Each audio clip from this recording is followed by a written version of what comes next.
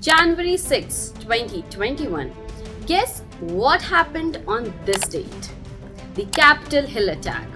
Now, let me tell you a story that's bound to spark some strong opinions. Donald Trump back in the Oval Office, wasting no time and pardoning over 1,500 individuals convicted in the connection to the January 6 Capitol Hill riots. Yes, you heard that right. 1,500 pardons. But wait, there's a twist.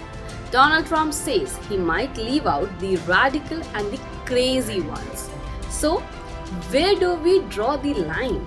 4 years ago, the Capitol riots made headlines around the world. Over 1,350 people were charged, and the Department of Justice says at least 335 were sentenced to prison time. But now, Donald Trump is calling them hostages.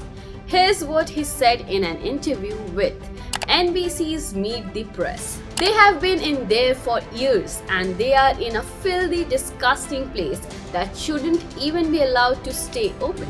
I will act very quickly on day one. Now let's talk about this.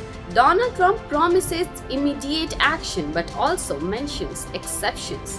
He says, and I quote, "If somebody was radical or crazy, there might be exceptions." What do you think? Who gets to decide what's radical or crazy?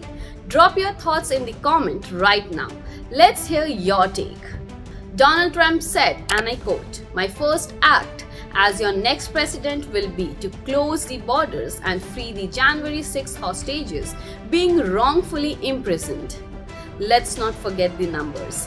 Over 560 sentences have already been handed out.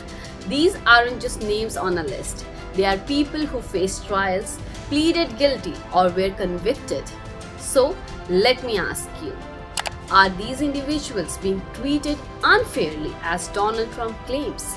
Is this just a political move to rally his base? Donald Trump called them hostages. That's a powerful word. Does it change how you see the January 6 Rioters? Or do you think it downplays the severity of what happens? This is your moment to weigh in. Should these pardons happen? Or is this setting a dangerous precedent? Head to our social media pages and join the conversation. Your voice matters. Stay tuned to India.com English. Will keep you updated on how this unfolds as we approach January 20th. Until then, keep the conversation going and remember, history doesn't wait. It's happening right now.